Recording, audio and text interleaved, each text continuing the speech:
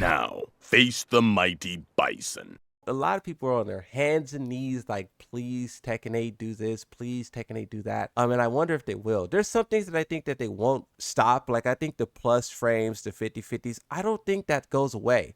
But a 50/50 is very different if the options out of it after it is reduced, right? Like if you get a 50/50 and the guessing wrong is death, that's much different from if you do a 50/50 and the guess wrong is like, oh, you just got hit once or you just got hit twice.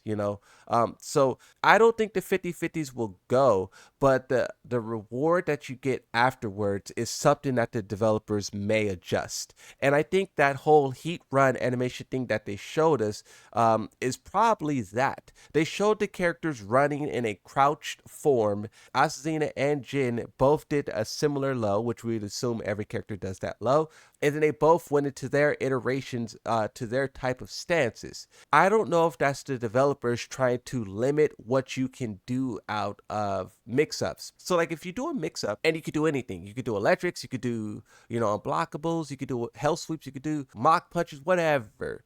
It's much different if your character is trapped in whatever stance your character has and you're only limited to stances. And now I dominate when I play Tekken 8. When Tekken 8, I steamroll everyone, but it feels so hollow and it feels like so empty. Like there's nothing there. I feel like I feel like my character's too powerful. Two, I feel like the game is just I can use the mechanics of the game to trap the opponent in a situation that there is no escape. I can flash heat you, I can back 2-2 heat you, and there's literally nothing you can do there. Like Yoshimitsu have so many moves, and I have a decent understanding of the game to where I can put you in situations where you just die, you know and in past Tekkens it was more nuanced than that. It wasn't simple as like, let me do this one move and then the opponent is basically dead. In past games you were able to really have this like kind of it really was like a discussion. I once described it as a dance, two people dancing on a dance floor, just reacting to one another. One person wants to do a spin and the other person is like, oh, okay, we're spinning, let me hold your hand and then spin you, right? That's how Tekken was. It's like a give and take, push and pull, back and forth, yin and yang. In this game, that's gone. That chemistry of battle is lost.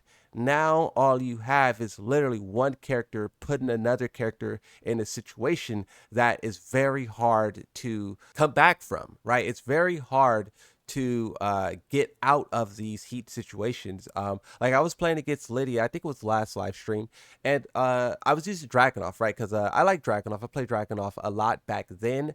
I'm kind of dipping a little bit back into him now. I couldn't sidestep. Like I was trying to use sidestep to get out of what she was doing, and it wasn't working. I just kept being in a situation where I have to block mix-ups over and over and over, and there was literally nothing I could do except for crouch, which if I do that and I guess wrong, I'm dead, or try to interrupt. But if the frames is not in my favor, or if the move has power crush properties or something, then I'm also dead as well. So this game puts you in a lot of weird situations where you have no answers, you have nothing. What I was gonna say to Mike, but I forgot, now I remember, is I wonder how much of this is intentional, right? The developers, they obviously made this game aggressive, but I wonder if they were like, oh, holy smokes, we made this game too aggressive. We wanted to add offense to this game and a faster pace, but we went too far. I wonder if they feel that way, where they, pushed it too far and if they did too much. And I wonder if they will scale it back, like I was just talking about. Yes, leave the 50.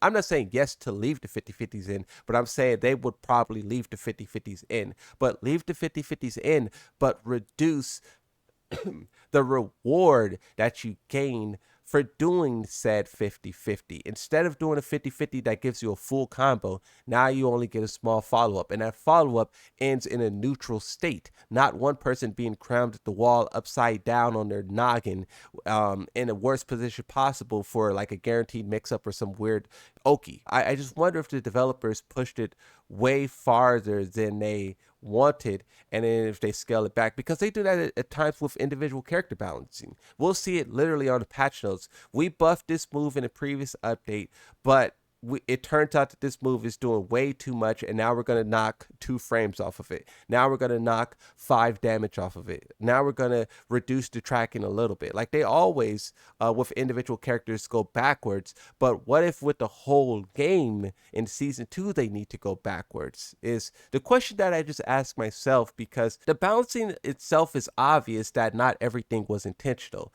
So when you talk about Heat as a whole, there has to be some things that it didn't turn out the way that they expected. So I just wonder, where does that leave us in season 2 when the developers do real balancing adjustments to this game, adding new moves? The new moves is pretty crazy as well, because I think that Tekken 7 started to get really crazy when they added new moves. I'll use Yoshimitsu as an example because I play Yoshimitsu.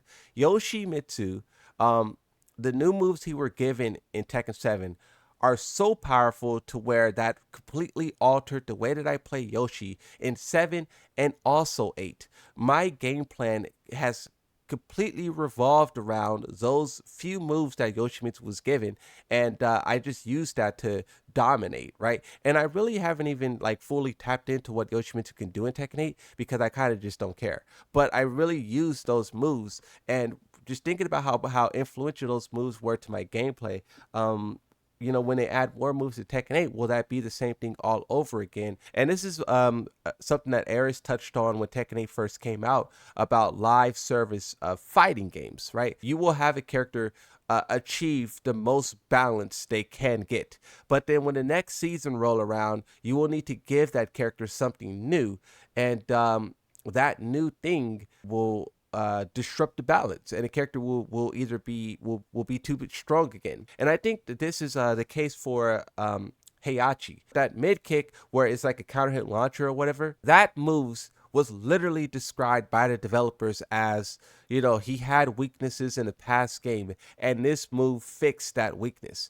And that's not what I want personally. I don't want the developers to patch out characters' weaknesses. And then also you see Heihachi players use that move over and over in matches. It's not a good new move in a sense of balancing. That's a good new move in a sense of like allowing the character to bully other characters and ruin the experience. Oh, you know what I also was going to say?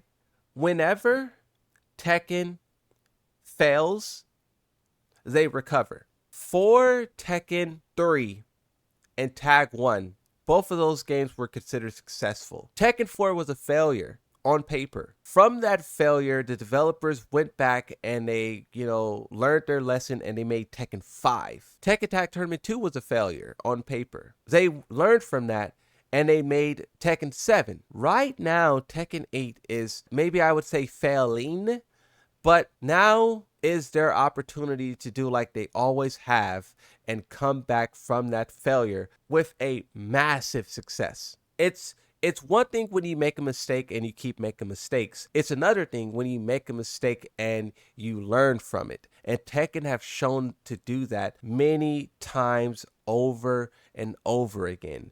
And with Tekken 8, the only thing that's different this time around is their philosophy has changed. Where in the past they were trying to make good games, now they're trying to make simple games. So, and the problem, a lot of it has to do with simple.